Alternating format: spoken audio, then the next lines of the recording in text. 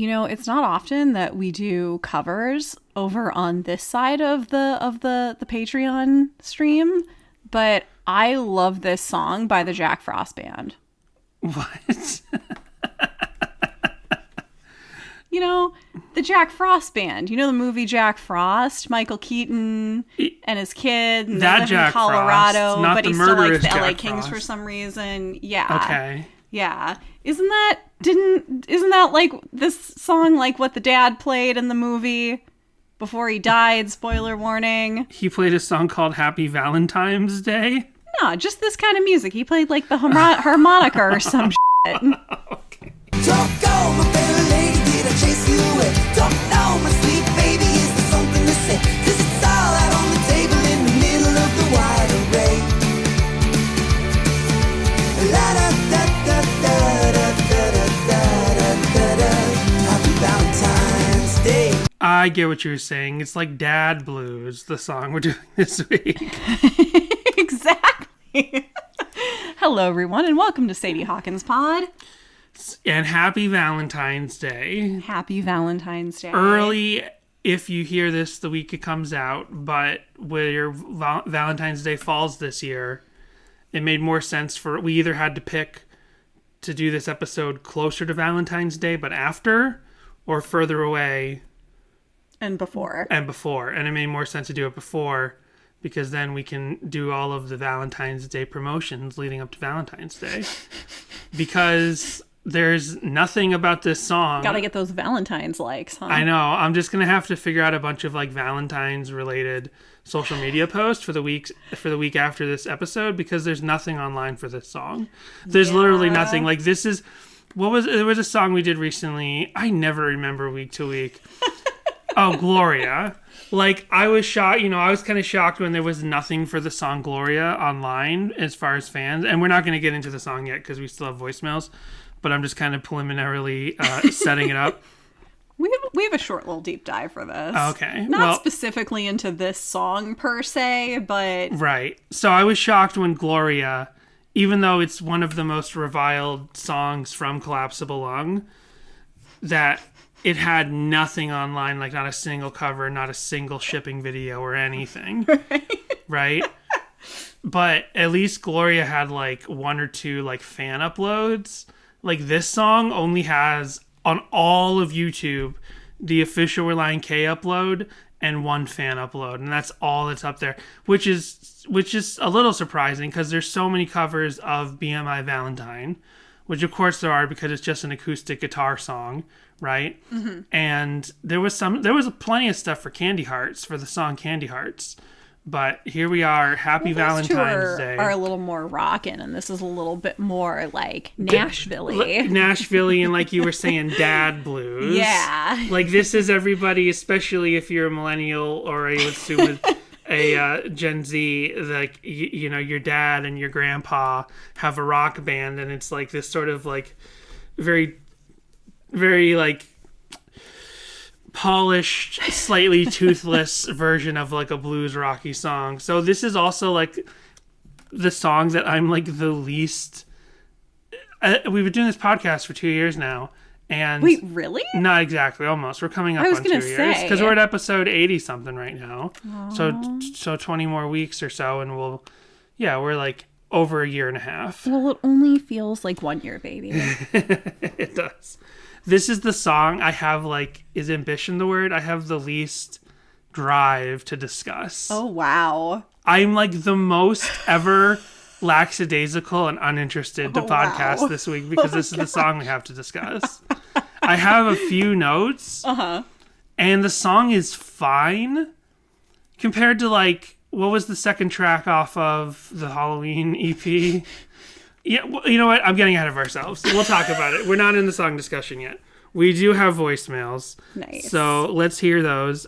The first one here is from David Ketch. Ooh, you guys, both of you finally did it. The podcast finally did it. Covered the song that I absolutely hate. Now, he's not talking about this week. He's talking about last week. David is talking about my girl's ex-boyfriend. We're sorry, David. I'm not going to listen to My Girl's Ex-Boyfriend until the next Deathbed episode with Jessica in it, and she listens to the one that most of us were in. Yeah, I really despise My Girl's Ex-Boyfriend. So, until next time, stay safe, stay warm. It's like 27 degrees out here right now in Colorado. Or in Denver, at least. So, anyways, talk to you later. Bye. Oh, I know how you feel. It's been like 45 degrees. Right? It's been here. freezing in LA. It's been freezing. I've been having to put on a coat. Yeah, it's been cloudy. It's 54 out right now. People have been wearing parkas. So the David Dizon challenge, Jessica's got to do part 2 of our Deathbed episode and listen to the previous episode, and then he'll listen to our My Girl's Ex-Boyfriend episode. We knew that he hated that song. He mentioned it somewhere. Mm-hmm. I don't know if it was on the show or in a DM or something. And we knew that. And I think so since David didn't listen to the episode, we mentioned that we know. In the episode, we mentioned we know you hate the song. I'm just trying to give him the things I said I didn't like about the song. I said it's the cheesiest song on mostly, and I didn't think to put it in these terms before last week. But where is mostly a sincere, earnest album in the lyrics department. Like even, the song, the jokiest thing is a song title. The worst thing to beat is the worst thing to bet on than a dead horse is to be whatever. The dead horse song.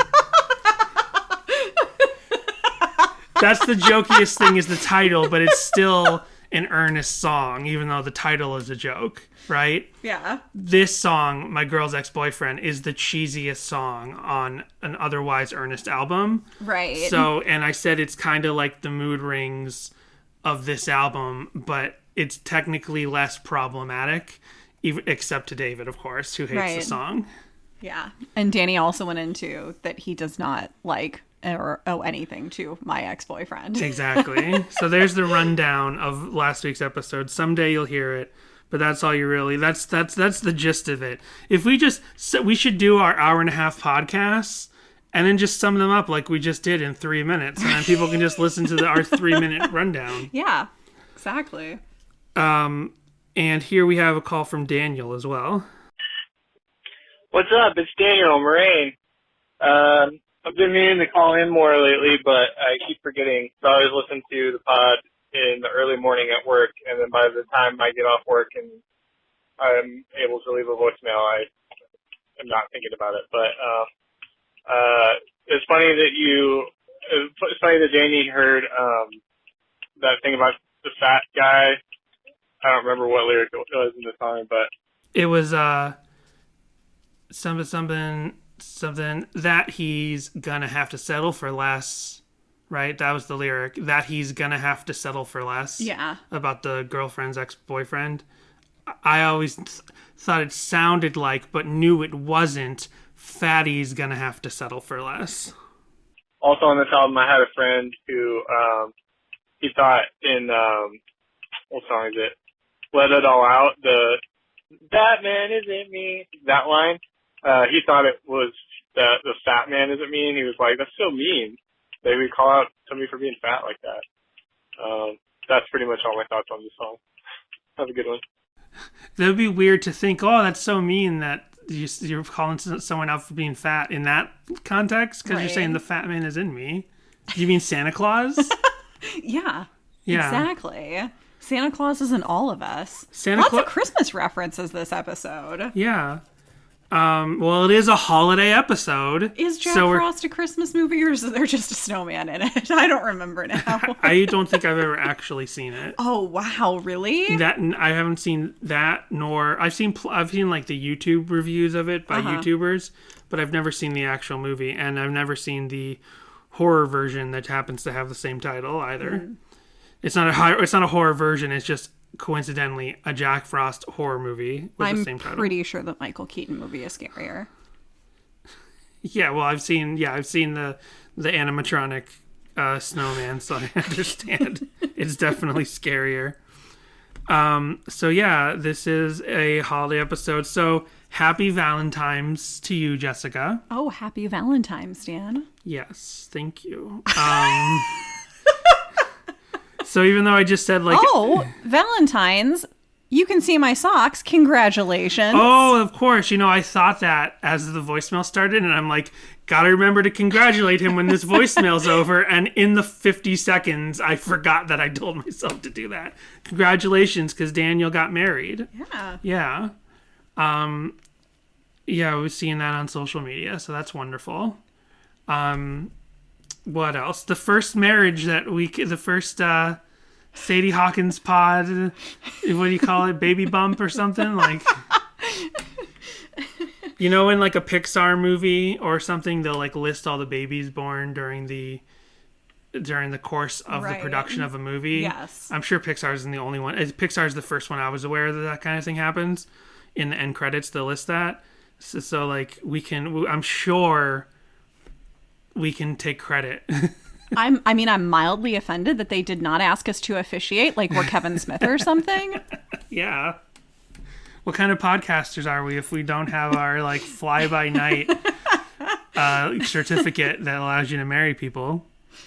I'm a little low energy tonight because, like I said, I just have no...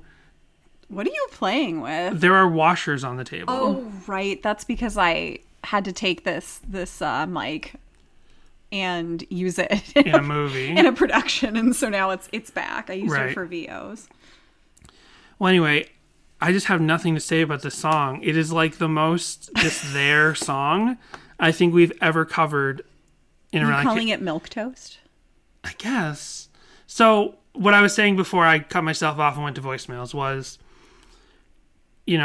so our thing is we're going in order year by year through the Halloween and the Valentine's EP. So we've done the two songs. So we've had 2 years of Halloween on this show. This is our second year of Valentine's on this show. And to compare it to the fact that like the first track on both holiday EPs are like bangers. Right. And then the second track on the Halloween EP, where I always kind of thought it was fun with some weird quirky stuff that I was like, what's that mean? And then when we looked at it closer, I was like, yeah, this song is like not finished, Right. Like the cups. Yeah. Like we realized like, oh, the cup doesn't feel finished. Like there was a bunch of like loose ends and like weird phrasings and like very difficult. It felt like the lyrics were the first pass and not necessarily first thought, best thought.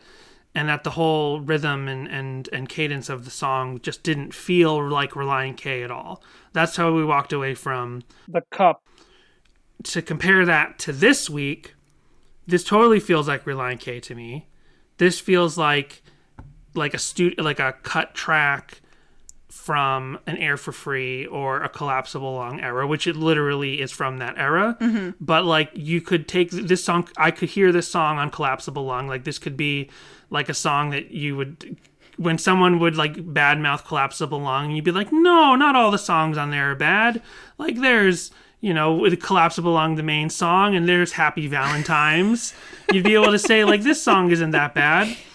But like just in the context of this EP, placing it in there, like when you put on the Valentine's EP, I've got all my holidays mixed up. I know. Putting Where's it the on Easter EP.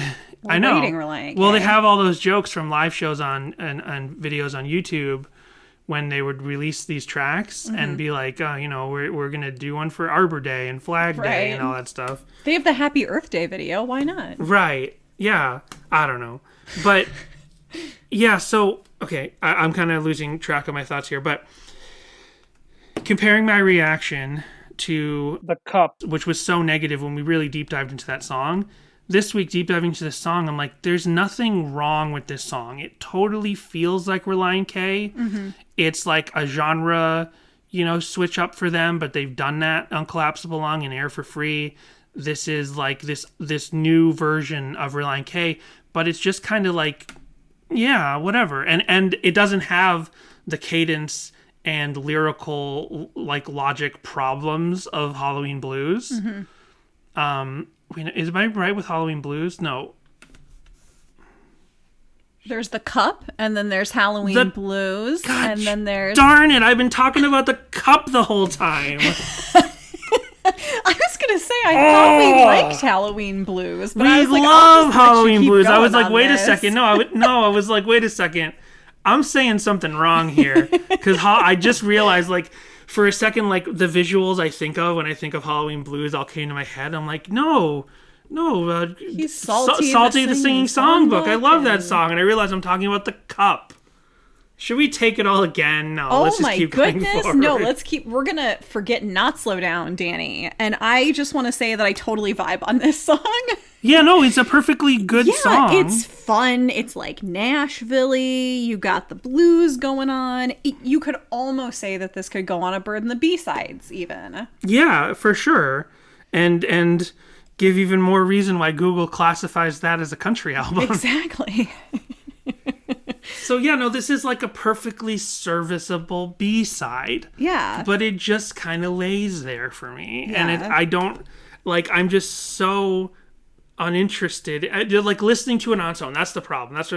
First of all, let me pause real quick and say I'm, like, super embarrassed by having been said. I keep saying Halloween Blues the whole time, and I meant the Cup. Let's, like, totally try to reset that. Maybe I'll cut in, like, me saying the Cup. You should. That'd be amazing. So... This song is also very simple lyrically. Mm-hmm. Like, there's a lot of repeating. It's a lot of, like, it feels a little bit more early Relient K lyrically. Right. Very simple. And it is like that kind of like just like easygoing like blues, but not with the proper like actual soul of a real blues song. Like it's just kind of like milquetoast blues, dad rock. Yeah. And it's fine. And in the sequence of these three songs, it works really well. Like it never felt like a sore thumb when you go from the amazing banger of Candy Hearts and then kind of like lay it back, but kind of still keep it like going with this song to go from like that 90s alternative jawbreaker type pop rock punk thing with Candy Hearts and still be upbeat with this dad blues and then kind of cool it off and slow it down with the like country-esque singer-songwriter solo guitar thing. The whole EP flows perfectly, and this song is like totally necessary. And there's nothing for me missing. Like I wouldn't say there's anything extra it needs to be. It's just for me listening to this song on its own this week. I was like, there's nothing here that excites me on its own. It only for me works in the triptych of these songs. Yeah. And so now I gotta harp on it one more time. I meant the Cup.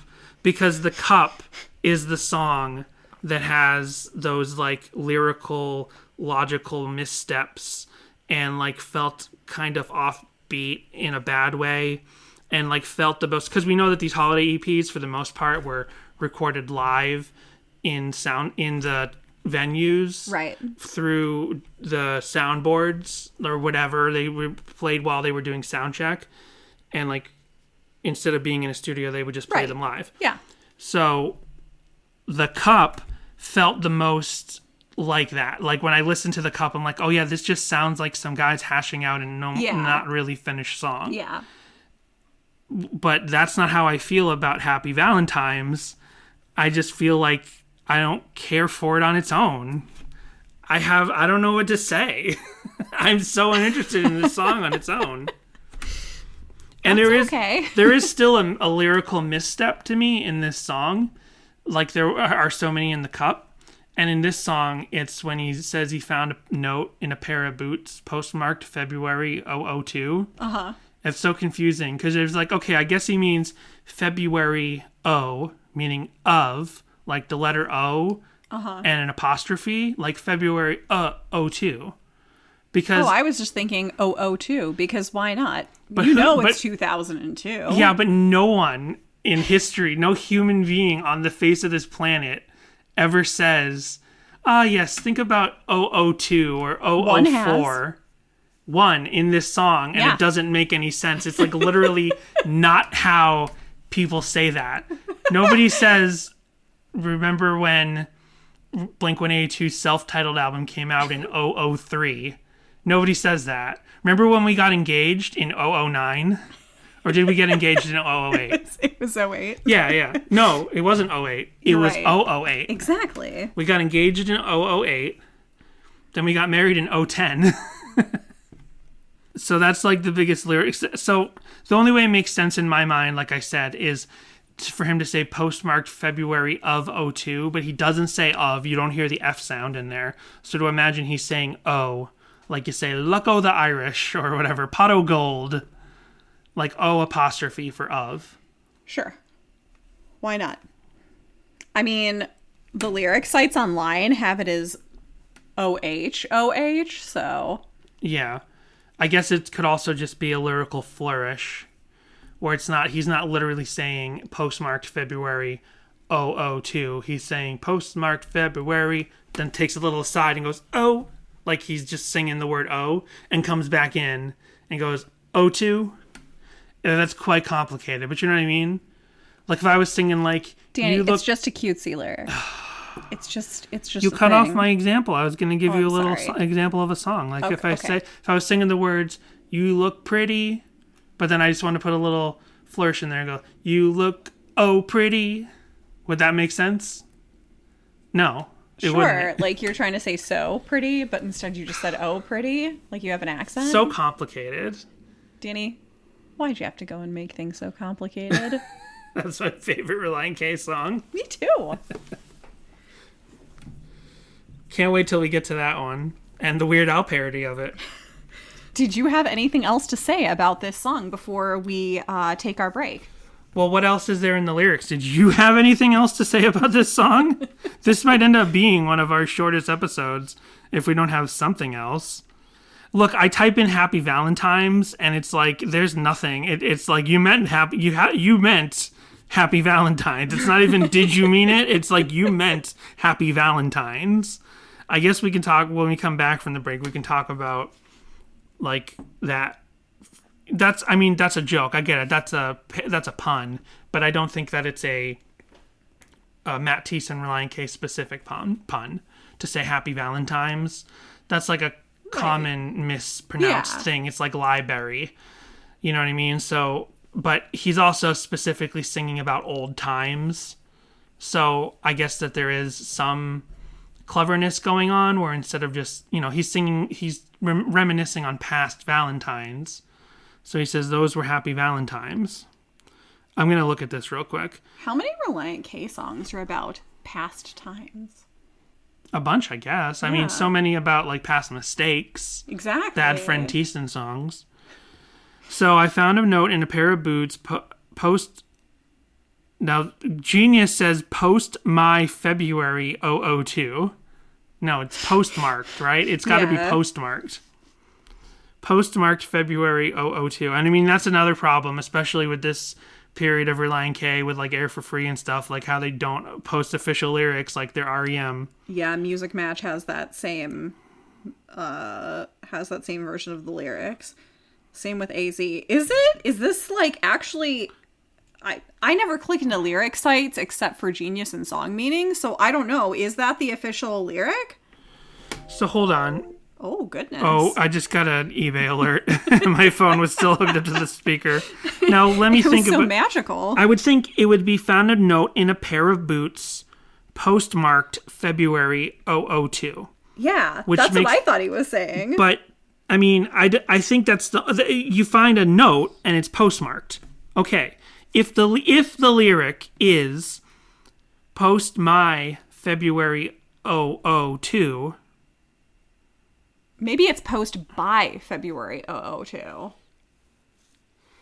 but I mean, the way like I think these lyric sites work in a lot of cases is like the first to get to the lyric site when a song comes out.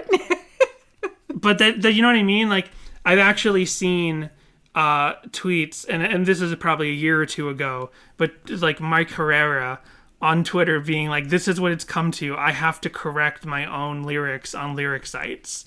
And then he would like, and it's funny because he would go, it would say reason, and then like he'd put whatever site, if it was AZ Lyrics or something like that, it would say like, how, note, why do you know this is the correct, Right. like proof, like they're expecting you to write something like, I looked in the CD booklet, or, I have the record or something.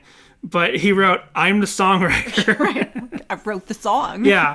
So I would know. Especially with Relient K, with MXPX's 2018 album. The album, hit digitally before the physical copies go out, and I assume that happens if physical copies exist for almost anything now. I assume pretty much everybody hears a digital copy first. So whatever jerko gets to the lyric sites first, gets to Genius, they get to post the lyrics, and they just get to post them what they think it is. There's a really bad MXPX lyric that's all messed up for something off the first song off of Panic. And so it's like, hold on. It's so The Darkest Places. The MXPX song The Darkest Places like has the most messed up lyrics online. Like they're completely wrong on many lyric sites.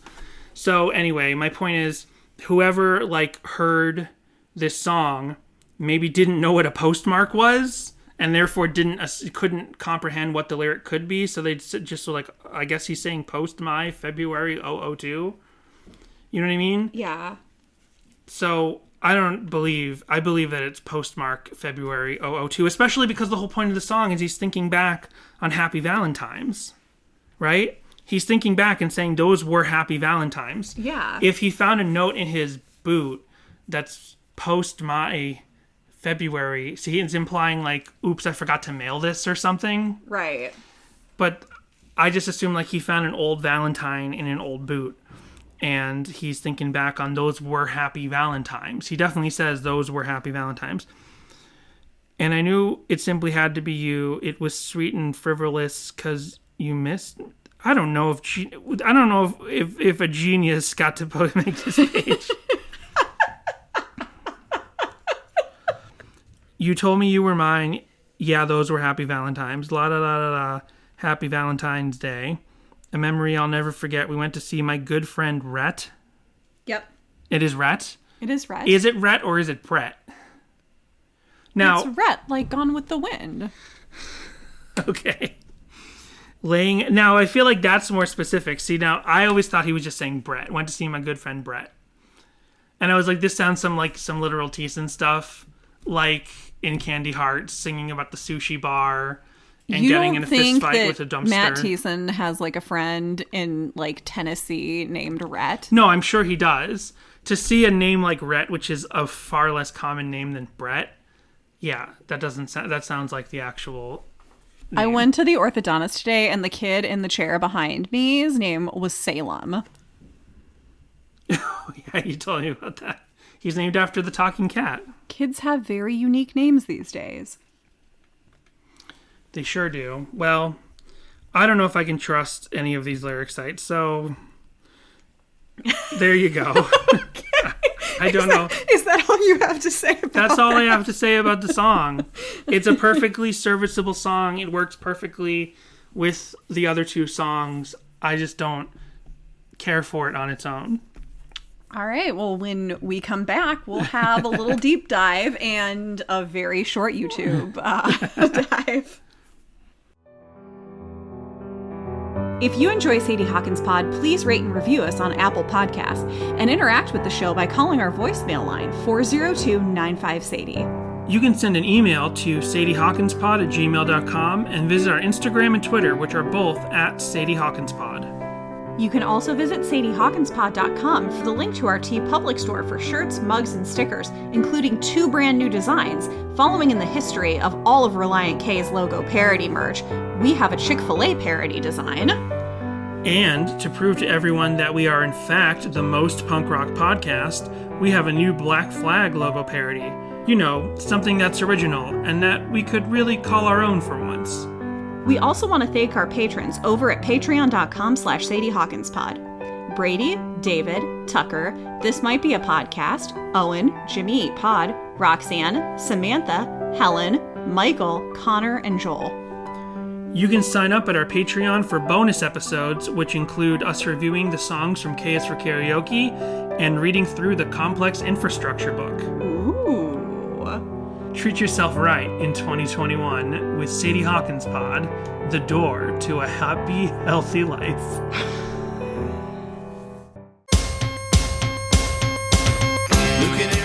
So you like Relient K, do you? Well, what about They Might Be Giants? My name is Greg Simpson, and I host a They Might Be Giants fan podcast, and it's called This Might Be a Podcast. This Might Be a Podcast is a song-by-song podcast featuring a different guest every episode from normal fans like you and I, but also I've had guests such as John Darnielle of the Mountain Goats, Justin McElroy of My Brother and Me, Hutch Harris of the Thermals, Mike Park of Asian Man Records, Franz Nikolai of the Hold Steady, and Danny Weinkoff and Marty Beller of They Might Be Giants, and past drummers Dan Hickey and Brian Doherty. Search for Punk News or This Might Be a Podcast on any podcast platform and you will find us. This Might Be a Podcast, brought to you by punknews.org. This week, I have an EP review on Discogs. Oh, nice. Yeah, except cookies. Okay. That's like a California law now. That's why So annoying. every time you go to any website, you got to click to accept the cookies. Isaac Flashman, on February 13th, 2017, referencing Truly Madly Deeply EP, said, Candy Hearts starts strong with Relient K's classic pop punk sound, which got them legions of fans to begin with. In fact, its opening riff will instantly remind you of Chapstick, Chap Lips, and things like. The song... Things like what? This song will be played on repeat a lot, I guarantee it. BMI Valentine has a fast, rhythmic, acoustic style with Matt's clever lyrics that is also awesome. Well, Happy Valentimes does an okay job at being a song, I guess. That's how I feel. That's how I feel. All in all, awesome EP. Definitely a favorite after a lot of duds. You know, maybe I'm not alone on feeling lukewarm on Happy Valentimes, because now that I think about it, this person clearly feels the same way. Okay job at being it does a an song. okay. It's a lukewarm Relient K song. And now that I think about it, like the fact that there's nothing on YouTube means that probably no one's going to like majorly disagree with me. And if they do, then I'll be like, well, where are you doing covers of Valentimes? There's not a single cover that I could find. So, you know, people, this isn't lighting the Relient K world on fire on its own. It only fits as part of the larger picture. We also have a rhyme zone page for every time the name Rhett is mentioned and what it's rhymed with in a song. Okay. Our Love Affair by Frank Sinatra. Those famous lovers will make them forget, from Adam and Eve to Scarlett and Rhett. From Happy Valentimes by Relient K. A memory I'll never forget, I went to see our good friend Rhett. From This Romeo Ain't Got Julie Yet by Diamond Rio. I love you so, you can bet I'd follow you to Timbuktu like Scarlett followed Rhett, but this Romeo ain't got Julie yet. I'm guessing that's a country song. Somebody submitted the Diamond Rio thing again. Easy in Love by Eleanor McCoy. Scarlett and Rhett, like a little like Romeo and Juliet. That's They're all... Whenever the name Rhett comes up, it's just rhyming it with Juliet. Yep. Oh, we have one here that doesn't rhyme it there. Here we go. Easy in Love. Wait. Oh, we've got another Easy in Love place by Eleanor McEvie. Oh my goodness. And some other couple we ain't heard of yet were crazy and madly and deeply and truly and wildly and easy in love, like Bogey and Bacall and Scarlett and Rhett. We Ain't Out of Love Yet by Randy Travis. Was Scarlett ever through Relient K might be you the can only... break up a perfect set. So, first of all, what I'm learning is nobody uses the name Rhett in a song unless they're referring to Gone with the Wind, and half the time they have to also tie it into Romeo and Juliet. Correct, except for Cricket on a Line by Colt Ford. So if you want to see me in Rhett, Somewhere in the Country is your best bet. I like those odds. And then Bad Time to Be an Outlaw by the Bottle Rockets. I'm glad I ain't no Thomas Rhett, because them bills ain't came in yet. I love how it's all country artists. Yep. Plus Relient K doing a And bluesy Frank country Sinatra. song. And Frank Sinatra, the most country artist of them all. Okay, now this has, from here on out, we have nothing to do with the song, but Yeah. there was a Bandcamp song that it came up this week that is inspired by Owl City and Relient K. Wait a second. Is this the one where it ends where with the lyrics where he's like, I'm going to send this song to you, Relient K in Owl City? It's like there's a lyric where he's like, I'm going to send this song to you. I think so. I'm pretty sure this is the song I've been telling you about. I found this early in us doing this podcast and didn't know how to share it, Sorry. and I've told you about it. I'm Right. glad you found it on your own. So, Summer's End, B-sides, covers, and extras. Valentine's Day demo. Oh no, this isn't it. Oh, okay. Roses are red and violets are purple, but that doesn't rhyme, so instead we say blue. I used to be alone on Valentine's Day. Thank the Lord for the day I met you. Okay, that's a really good Owl City mock-up. That's Yeah, pretty it is. good. It's really pretty. I got confused. I think on SoundCloud. I'm pretty sure on SoundCloud. Maybe it's on Bandcamp as well. There's someone who wrote a song, an original song, and the lyric, and it's in the style of Owl City. Mm-hmm. Like also and it might be the same artist for all I know. And the lyrics are about how they grew up listening to Owl City and Relient K, and it's his favorite Gotcha. band, and how at the end of the song he says, I'm going to send this song to Matt Thiessen and Adam Gotcha. Young, and I hope they like it. And I've never been able to bring myself to play it because while it's a really good Owl City inspired musically, the lyrics are so raw. I mean, the lyrics are just so raw in terms of Oh. like, it's little like, it's like peeking in someone's bedroom. Right. Like he's literally like sharing in the song was like sharing his feelings for Relient K. Right. And it's like, should we be seeing this? Like, this is voyeur? It felt voyeuristic. There's a private moment. Yeah, it felt voyeuristic. That's the problem. Well, you threw me a little because in the notes for this, it is like the guy dedicating it to his girlfriend, and like he wrote her a little note. So okay. that's why I got confused. It says, okay. "Dear Haley, I just couldn't let Adam Young be the only one to give his Valentine a song and write a public note. So happy Valentine's Day, dear." Smiley face. I must admit, I really did start on this late. I started writing a Valentine's Day song on Friday and stressed myself out heaps until I realized on Sunday that it just wasn't working. So in the last few hours of the day, I mean it, it's 20 minutes to midnight as I write, I scrapped it, meaning stopped work. It'll probably still make the next album under a different name, and started from So scratch. many details. Thankfully, the speed writer within me was a bit sharper the second time around, and this one didn't take nearly as long to write. The arrangement was a little more time-consuming, but a heck of a lot more fun, and who doesn't like the Beach Boys? So I hope you enjoy the short musical poem I've written for you. Happy Valentine's Day 2011. I love you, smiley face, Daniel. Daniel? Who's this Haley? You mean Valentine's Day 011? I do mean Valentine's Day 011.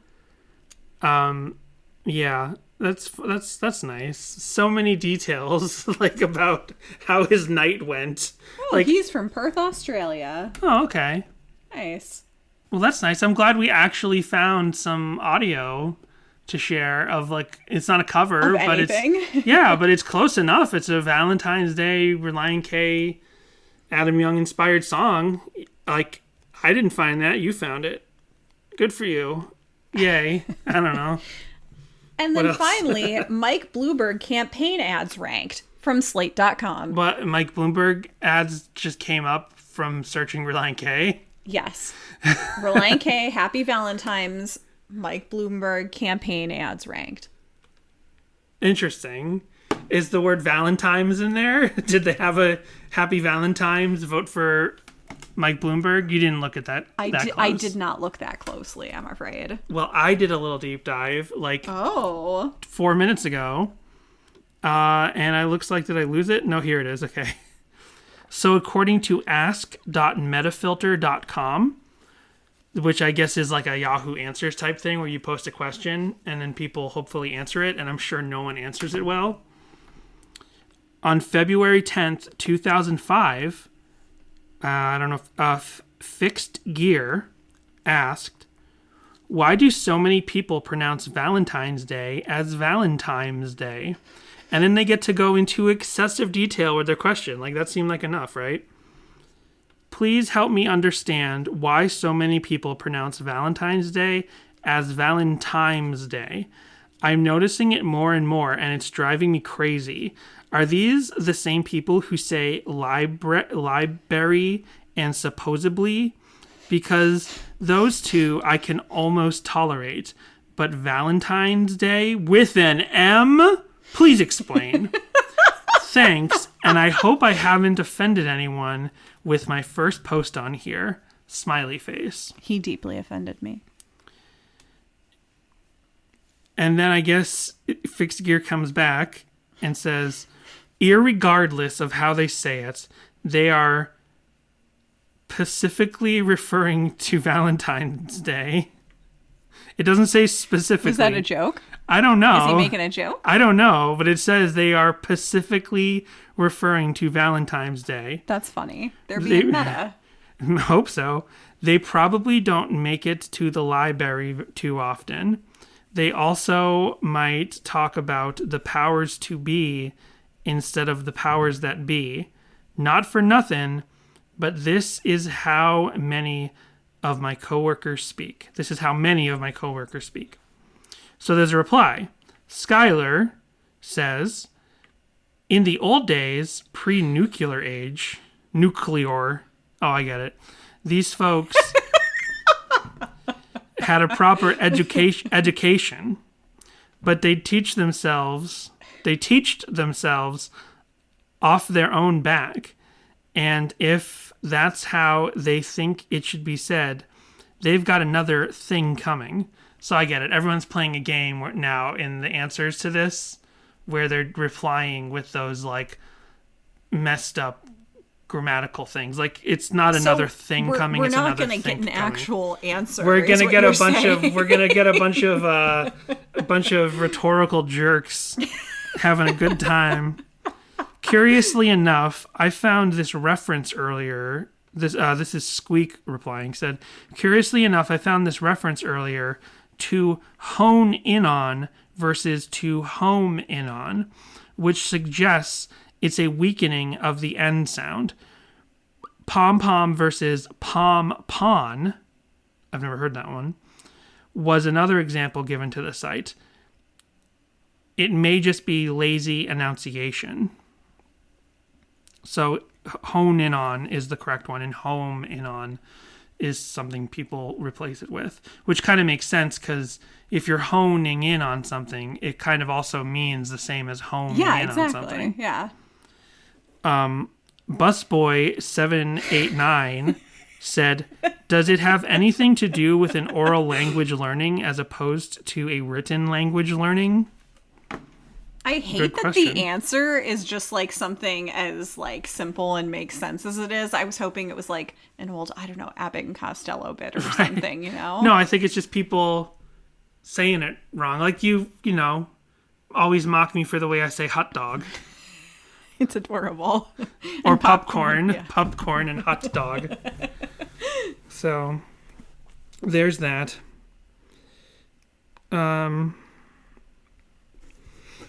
I've never, let's see who says this. Procrosity replied, I've never heard it, but it sounds like a problem with oral learning. In parentheses, not enough reading and writing. No one has ever seen and written Valentine a number of times will get it wrong. No one who has ever seen it written Valentine a number of times will get it wrong. Irony, irregardless, isn't a word. They just threw that in there. Like, I guess everyone's talking about irregardless, how it isn't. People say that, but it's not even a word. I'm sure that with pacifically instead of specifically was a joke. Like that one offended them.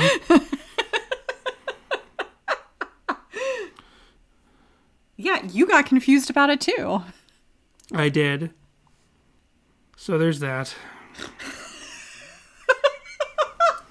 And by the way, whenever I hear Valentimes, I assume it's from this, which is like well over a decade old. Teen Girl Squad! Cheerleader! So-and-so! What's her face? The ugly one! 2, 3, 4, what time is it? It's Valentine's! What time is it? It's Valentine's! What are we going to get?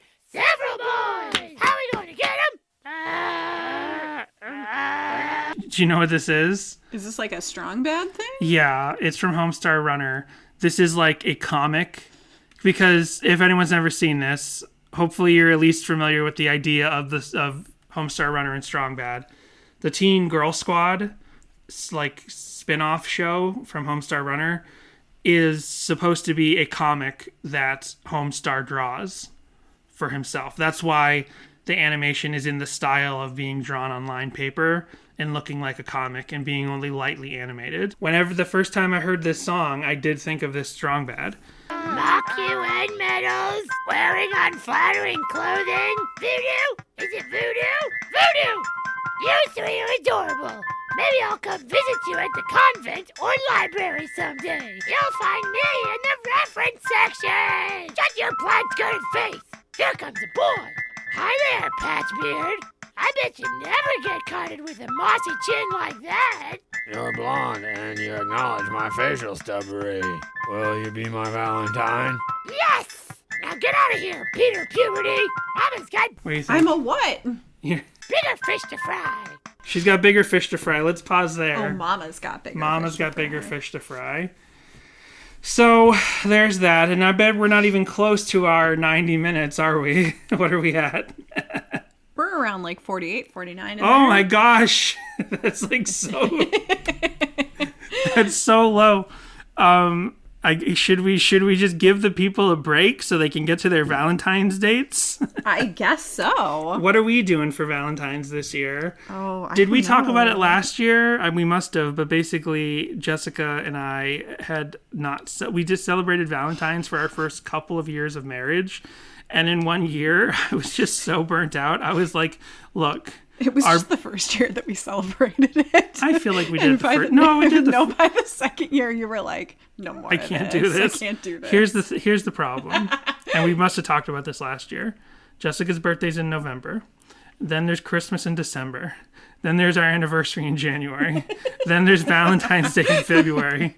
And I already make Jessica's every day a special day. He does. But especially when we were just married and we did not have a lot of money, I was like spreading myself thin. Like I just wanted to shower her with gifts at Christmas, but I literally had to hold stuff back for anniversary and Valentine's. And I was like, can we just kind of not do Valentine's anymore? Especially sure. Because it's like your birthday and Christmas and an anniversary. We can't miss those. Can we kind of not do Valentine's? And she said And yes. also your birthday, which is also in November. Right. So it's just a nonstop barrage month to month of special days. And so we didn't do Valentine's for many years, and we finally did our first Valentine's again, because I was like, we've been very fortunate over the last couple years. So I was like, there's no reason. If the problem was money 10 years ago, there's no reason for that anymore.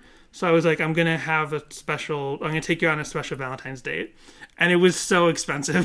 The one we did 2 years ago, I accidentally spent basically our tax return on our Valentine's date. I rented a car. We had like a super nice reservation. The bill was like the We went biggest. to a jazz show. We went to a jazz show. Yeah, it was so much fun. So it was such a great night. Yeah, I was about to talk about the bill, which he would made- be really gauche, he but made I already kind of did. He made up for like 8 years of missed. Yeah, well, that's the Valentine's thing and is like I Dawn. didn't feel bad because I was like I'm making up for all those years of missed Valentine's dates. And the only time in the middle there was one time where I was like, well, I feel bad that we don't do Valentine's, so let's at least go out to dinner. And I kind of didn't know you need to have reservations on Valentine's Day night. Because the one Valentine's Day that we had as a married... No, well, it wasn't just the Valentine's we had as a married couple. The Valentine's we had the year before we got married, and then the one after we got married, we did the same thing. We went to this one particular pizzeria that was very nice in New Jersey, and we got heart-shaped pizza. And we did that 2 years in a row. Our last year is singles, and our first year married. So, like, 4 years later, I'm like, well, we can just go find some heart-shaped pizza. Like, no, you couldn't even get into the crappy Florida, because we were living in Florida by then. You couldn't even get into the crappy Florida pizzerias that night. Especially in Florida, where restaurants are, like, the thing. Yeah. Like, everywhere. I mean, people love to go out to eat everywhere, but in Florida, for some reason, like... There's always a wait. I mean, of course, people love dining in California, but you can skip the popular restaurant and go somewhere less popular and not have to wait in California. We're talking obviously pre-COVID when it comes to any of this. But yeah. So what are we doing this year? I don't know, take out in bad movies. Okay. I mean, that's what we do every night, but I mean, restaurants are open in California now, for now. yeah. I don't know. Waiting for those Super Bowl numbers. Happy Valentine's Day, babe. I got you a fourth wave. A fourth wave of ska? I wish. So that's Happy Valentimes, the song.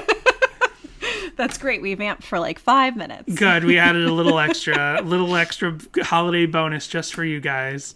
Sorry, like it's not even like an energy level or like an excuse in terms of my headspace or like energy level. It's just like I'm just like so flummoxed and lost with nothing to say about the song that like the entire pace of the episode got thrown off for me. The fact that I couldn't bring anything YouTube to the table except for strong pad.